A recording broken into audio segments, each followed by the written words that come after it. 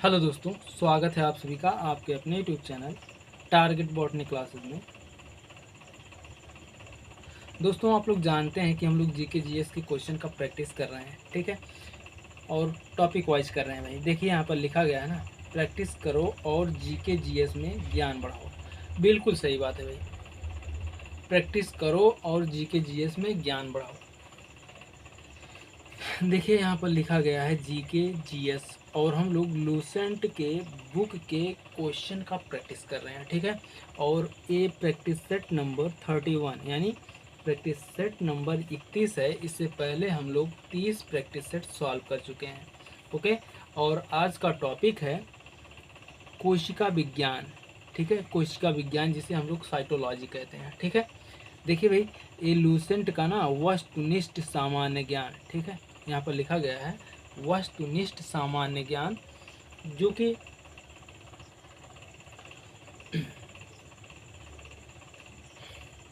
Lucent के objective book में, ठीक है। लूसेंट का एक ऑब्जेक्टिव क्वेश्चन का बुक आता है भाई, वही बुक से हम लोग प्रैक्टिस कर रहे हैं। जो लोग बुक खरीदना चाहते हैं वे लोग बुक खरीद सकते हैं, और जो लोग नहीं खरीदना चाहते हैं वे लोग हमसे जुड़े रहें। हम लोग एक भी क्वेश्चन छोड़ने वाले नहीं, ठीक है।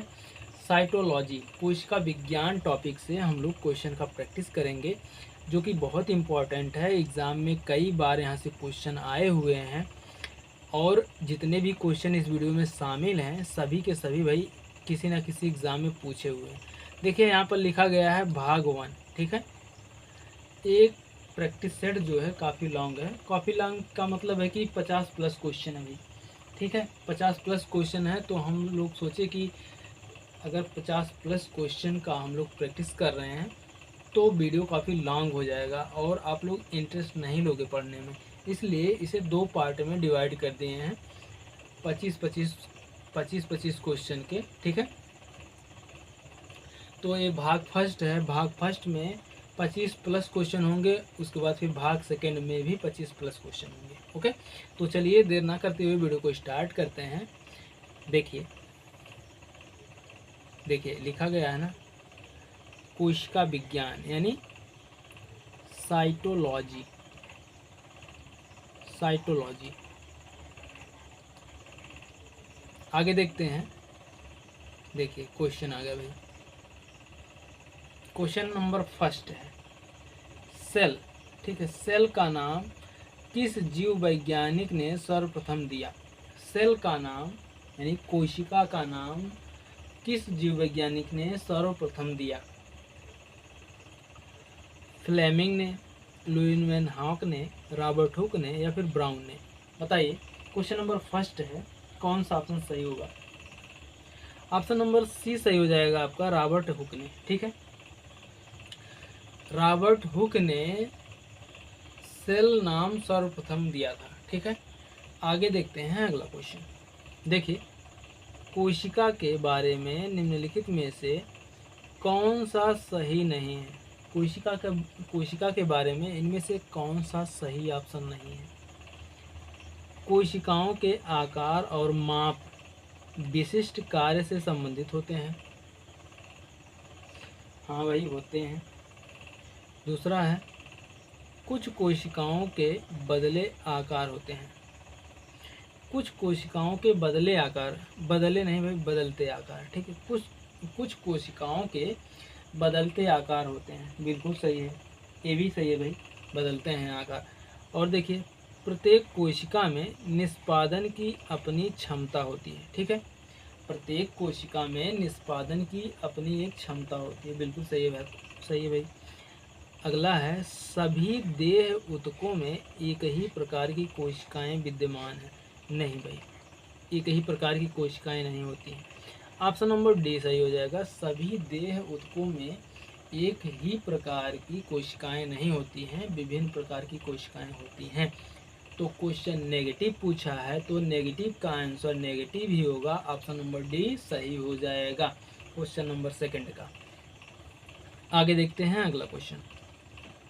देखिए, निम्नलिखित में से सबसे छोटी कोशिका है? माइकोप्लाज्मा है, अमीबा है, श्वेत रक्त कणिका है, या फिर लाल रक्त कणिका है। बताइए। क्वेश्चन नंबर 3 है, कौन सा ऑप्शन सही होगा आपको बताना है भाई। ऑप्शन नंबर फर्स्ट ही सही हो जाएगा, माइकोप्लाज्मा। ठीक है, माइकोप्लाज्मा जो है सबसे छोटी कोशिका है। ठीक है, आगे देखते हैं। देखिए, जीव द्रव्य यानी प्रोटोप्लाज्म शब्द का प्रयोग सर्वप्रथम किसने किया था? प्रोटोप्लाज्म शब्द का प्रयोग सर्वप्रथम किसने किया था? डार्विन ने, पुरकिंजे ने, जॉन रे ने, या फिर हैंचिसन ने? बताइए। क्वेश्चन नंबर 4 है, कौन सा ऑप्शन सही होगा आपको बताना है। ऑप्शन नंबर बी सही हो जाएगा, पुरकिंजे ने। ठीक है, जीव द्रव्य यानी प्रोटोप्लाज्म शब्द का प्रयोग सर्वप्रथम पुरकिंजे ने दिया।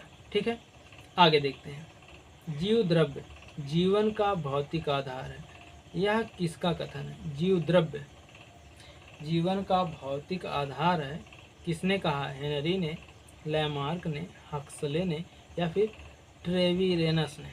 बताइए। क्वेश्चन नंबर 5 का कौन सा ऑप्शन सही है? ऑप्शन नंबर सी सही हो जाएगा आपका, हक्सले ने। ठीक है, जीव द्रव्य जीवन का भौतिक आधार है, यह कथन हक्सले ने कहा है। ओके, आगे देखते हैं अगला क्वेश्चन। देखिए, अगला क्वेश्चन है, एक मिनट भाई जूम करते हैं थोड़ा सा।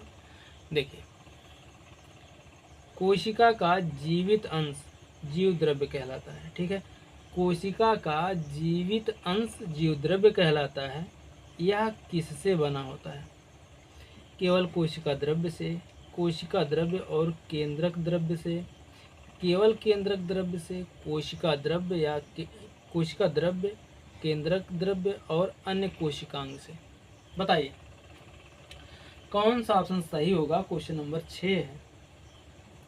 ऑप्शन नंबर डी आपका सही हो जाएगा, कोशिका द्रव्य, केंद्रक द्रव्य और अन्य कोशिकांग। ठीक है, कोशिका का जीवित अंश जीव द्रव्य कहलाता है, यह कोशिका द्रव्य, केंद्रक द्रव्य और अन्य कोशिकांग से बना होता है। ओके, आगे देखते हैं अगला क्वेश्चन। देखिए, कौन सी रचना जंतु कोशिका को वनस्पति कोशिका से विभेदित करती है? कौन सी रचना जंतु कोशिका को वनस्पति कोशिका से विभेदित करती है? राइबोसोम, माइटोकॉन्ड्रिया, सेंट्रोमियर या फिर सेंट्रियोल? बताइए। क्वेश्चन नंबर 7 है, कौन सा ऑप्शन सही होगा? क्वेश्चन नंबर 7 है, कौन सा ऑप्शन सही होगा आप लोग जल्दी बताइए। ऑप्शन नंबर डी सही हो जाएगा, सेंट्रियोल। ठीक है, कौन सी रचना यानी जंतु कोशिका को वनस्पति कोशिका से विभेदित करती है? सेंट्रियोल। ठीक है, सेंट्रियोल जो होता है वह जंतु कोशिका में पाया जाता है। ठीक है, पादप कोशिका में नहीं पाया जाता है। ओके, आगे देखते हैं अगला क्वेश्चन।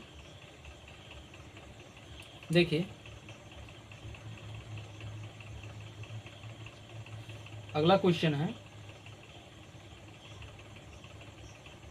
एक मिनट भाई। अगला क्वेश्चन है, निम्नलिखित में कौन सबसे बड़ा कोशिकांग है? क्वेश्चन नंबर 8 है, इनमें से कौन सा सबसे बड़ा कोशिकांग है? गुणसूत्र है, माइटोकॉन्ड्रिया है, गोल्जिका है, या फिर प्लास्टिड है? क्वेश्चन नंबर 8 का कौन सा ऑप्शन सही है? ऑप्शन नंबर सी सही हो जाएगा आपका, प्लास्टिड। ठीक है, सबसे बड़ा कोशिकांग कौन है? प्लास्टिड है। आगे देखते हैं अगला क्वेश्चन। देखिए, अगला क्वेश्चन है, पादप कोशिकाओं का सबसे बाहरी आवरण कहलाता है। पादप कोशिकाओं का सबसे बाहरी आवरण कहलाता है, क्या कहलाता है भाई? कोशिका झिल्ली, कोशिका भित्ति, टोनोप्लास्ट, अंतःप्रद्रव्ययी जालिका? ठीक है, बताइए इनमें से कौन सा ऑप्शन सही है? क्वेश्चन नंबर 9 है। ऑप्शन नंबर बी सही हो जाएगा आपका, कोशिका भित्ति। ठीक है, पादप कोशिकाओं का सबसे बाहरी आवरण कोशिका भित्ति कहलाता है। ओके, आगे देखते हैं। कोशिका भित्ति यानी सेलवाल होती है पारगम्य, अर्धपारगम्य, चयनात्मक पारगम्य या फिर अपारगम्य? क्वेश्चन नंबर 10 है, ऑप्शन नंबर ए सही हो जाएगा, पारगम्य। ठीक है, कोशिका भित्ति यानी सेल वॉल जो होती है वो पारगम्य होती है। आगे देखिए, अगला क्वेश्चन है, देखिए क्वेश्चन साफ दिखाई दे रहा है ना भाई। देखिए क्वेश्चन है, निम्नलिखित पोषकों में से कौन सा एक पौधों की कोशिका भित्ति का एक रचनात्मक घटक है। निम्नलिखित पोषकों में से कौन सा एक पौधों की कोशिका भित्ति का एक रचनात्मक घटक है, कौन सा भी बताइए।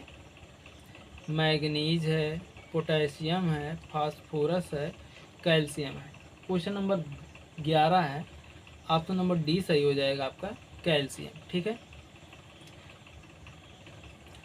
कैल्शियम एक पौधों की कोशिका भित्ति का एक संरचनात्मक घटक है। ओके, आगे देखते हैं अगला क्वेश्चन। देखिए, निम्नलिखित में से क्या कोशिकाओं को एक निश्चित आकार प्रदान करता है। क्या माइटोकॉन्ड्रिया, राइबोसोम, झिल्ली, नाभिक। बताइए, क्वेश्चन नंबर 12 है, कौन सा ऑप्शन सही होगा। क्वेश्चन नंबर 12 का ऑप्शन नंबर सी सही हो जाएगा, झिल्ली। ठीक है, निम्नलिखित में से क्या कोशिकाओं को एक निश्चित आकार प्रदान करता है, तो झिल्ली प्रदान करती है। सेल मेम्ब्रेन जो है कोशिकाओं को आकार प्रदान करती है। ओके, आगे देखते हैं अगला क्वेश्चन। देखिए, कौन सा कोशिकांग केवल पादप कोशिका में पाया जाता है।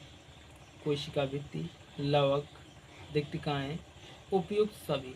क्वेश्चन नंबर 13, कोशिका भित्ति भी प्लांट में पाया जाता है, लवक भी प्लांट में पाया जाता है, रिक्तिकाएं भी पाई जाती हैं, तो इसलिए ऑप्शन नंबर डी सही हो जाएगा, उपयुक्त सभी। ठीक है, उपयुक्त सभी पादप कोशिका में पाए जाते हैं। ओके, आगे देखते हैं अगला क्वेश्चन। देखिए, माइटोकॉन्ड्रिया की खोज किसने की। अल्टमान ने, डी रूबे ने, पैलाडे ने, टी बॉबेरी ने। बताइए, माइटोकॉन्ड्रिया की खोज किसने की। क्वेश्चन नंबर 14 है, क्वेश्चन नंबर 14 का ऑप्शन नंबर ए सही हो जाएगा आपका, अल्टमान ने। ठीक, अल्टमान ने माइटोकॉन्ड्रिया की खोज की। ओके, आगे देखते हैं अगला क्वेश्चन। देखिए, कोशिका का ऊर्जा गृह, पावर हाउस किसको कहा जाता है। कोशिका का ऊर्जा घर किसे कहा जाता है भाई। गोल्गी को, न्यूक्लियोलस को, राइबोसोम को, या फिर माइटोकॉन्ड्रिया को। बताइए, इनमें से कौन सा ऑप्शन सही है। क्वेश्चन नंबर 15 का ऑप्शन नंबर डी सही हो जाएगा आपका, माइटोकॉन्ड्रिया को। ठीक है, powerhouse of the cell, कोशिका का ऊर्जा घर माइटोकॉन्ड्रिया को कहा जाता है, याद रखिएगा। आगे देखिए, देखिए यदि माइटोकॉन्ड्रिया काम करना बंद कर दे तो कोशिका में कौन सा कार्य नहीं होगा। भोजन का अवकरण, भोजन का ऑक्सीकरण, भोजन का पाचन, या फिर भोजन का अवशोषण। बताइए, क्वेश्चन नंबर 16 है, अगर माइटोकॉन्ड्रिया काम करना बंद कर दे तो कोशिका में कौन सा कार्य नहीं होगा या फिर कौन सा कार्य रुक जाएगा।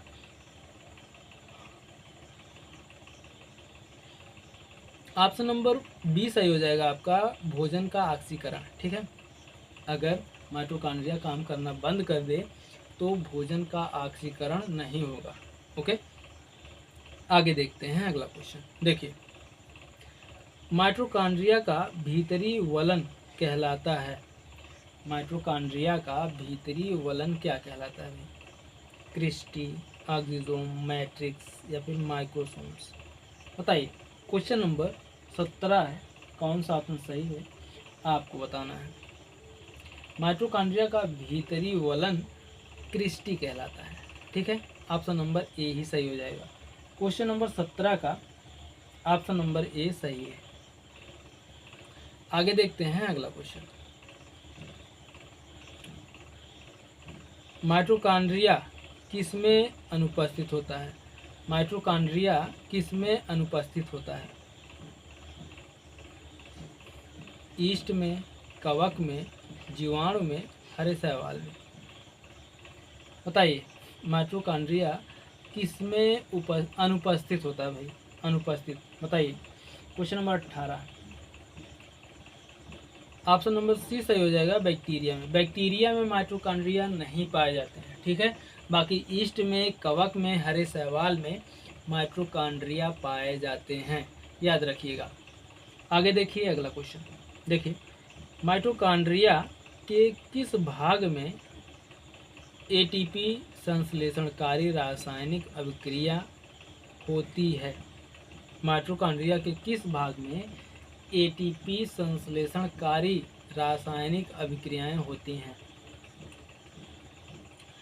वाह्य झिल्ली में, माइटोकॉन्ड्रिया के डीएनए में, आंतरिक झिल्ली में, या फिर मैट्रिक्स में? बताइए। क्वेश्चन नंबर 19 है।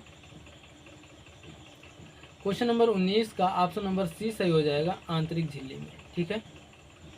माइटोकॉन्ड्रिया के आंतरिक झिल्ली में एटीपी संश्लेषणकारी रासायनिक अभिक्रियाएं होती हैं। ओके, आगे देखते हैं अगला क्वेश्चन। देखिए निम्नलिखित में से किस कोशिका अंगक में डीएनए होता है? गाल्जीकरण में, लाइसोसोम में, माइटोकॉन्ड्रिया में, या फिर अंतःद्रव्यी जालिका? बताइए इनमें से कौन सा ऑप्शन सही है? Question number 20। क्वेश्चन नंबर 20 का कौन सा ऑप्शन सही होगा? ऑप्शन नंबर बी सही हो जाएगा, माइटोकॉन्ड्रिया, ठीक है। माइटोकॉन्ड्रिया अंगक में डीएनए पाया जाता है भाई, ठीक है। आगे देखिए अगला क्वेश्चन। देखिए अगला क्वेश्चन है, कोशिका में राइबोसोम की अनुपस्थिति में कौन सा कार्य संपादित नहीं होगा? कोशिका में राइबोसोम की अनुपस्थिति में कौन सा कार्य संपादित नहीं होगा? श्वसन, प्रोटीन संश्लेषण, उत्सर्जन, या फिर कार्बोहाइड्रेट संश्लेषण? बताइए। क्वेश्चन नंबर 21 है, कौन सा ऑप्शन सही होगा? जल्दी बताइए भाई। Question number 21, option number C सही हो जाएगा आपका, प्रोटीन संश्लेषण, ठीक है। प्रोटीन संश्लेषण नहीं होगा। कोशिका में राइबोसोम की अनुपस्थिति हो या फिर कोशिका में अगर राइबोसोम नहीं पाए जाएंगे तो प्रोटीन संश्लेषण नहीं होगा। ओके, आगे देखते हैं अगला क्वेश्चन। देखिए कोशिका में प्रोटीन संश्लेषण कहाँ होता है? कोशिका में प्रोटीन संश्लेषण कहाँ होता है भाई? गाल्जिकाय में, राइबोसोम में, माइटोकॉन्ड्रिया में, या फिर सेंट्रोसोम में? बताइए। क्वेश्चन नंबर 22 है, ऑप्शन नंबर बी सही हो जाएगा, राइबोसोम में, ठीक है। कोशिका में प्रोटीन संश्लेषण राइबोसोम में होता है। ओके, आगे देखते हैं अगला क्वेश्चन। कोशिका द्रव्य में उपस्थित महीन शाखित झिल्लीदार और अनियमित नलिकाओं का घना जाल कहलाता है। कोशिका द्रव्य में उपस्थित महीन शाखित झिल्लीदार और अनियमित नलिकाओं का घना जाल कहलाता है। क्या कहलाता है? गाल्जिकाय, माइटोकॉन्ड्रिया, राइबोसोम, अंतःप्रद्रव्यी जालिका? बताइए। क्वेश्चन नंबर 23, क्वेश्चन नंबर 23 है भाई, कौन सा ऑप्शन सही होगा? ऑप्शन नंबर डी सही हो जाएगा, अंतःप्रद्रव्यी जालिका, ठीक है। आगे देखते हैं अगला क्वेश्चन। देखिए अगला क्वेश्चन है, प्रोटीन निर्माण का सक्रिय स्थल है। प्रोटीन निर्माण का सक्रिय स्थल क्या है भाई? लाइसोसोम है, राइबोसोम है, या फिर माइटोकॉन्ड्रिया है, या फिर गाल्जिका है? बताइए कौन सा ऑप्शन सही है? Question number 24, option number B सही हो जाएगा आपका, राइबोसोम, ठीक है। प्रोटीन निर्माण का सक्रिय स्थल राइबोसोम होता है, याद रखिएगा। आगे देखिए, और माइटोकॉन्ड्रिया को powerhouse of the cell कहते हैं, ठीक है। गाल्जिकाय, गाल्जिकाय जो एनिमल में पाया जाता है। देखिए कोशिकीय श्वसन का सक्रिय स्थल है। कोशिकीय श्वसन का सक्रिय स्थल क्या है? गाल्जिकाय है, माइटोकॉन्ड्रिया है, राइबोसोम है, या फिर लाइसोसोम है? बताइए। क्वेश्चन नंबर 25, जल्दी बताइए भाई। ऑप्शन नंबर बी सही हो जाएगा आपका, माइटोकॉन्ड्रिया। ठीक है, कोशिकीय श्वसन का सक्रिय स्थल माइटोकॉन्ड्रिया है। ओके, ऑप्शन नंबर बी सही है। तो दोस्तों ये तो थे 25 क्वेश्चन भाग फर्स्ट में। अब इसके आगे हम लोग भाग सेकंड को सॉल्व करेंगे।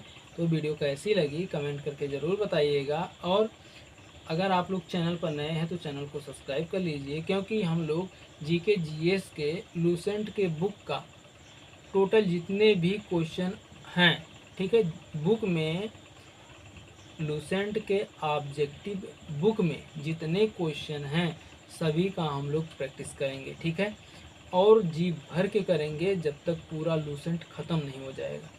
तो वीडियो कैसी लगी कमेंट करके ज़रूर बताइएगा। मिलते हैं नेक्स्ट वीडियो में, तब तक के लिए जय हिंद, जय भारत, वंदे मातरम।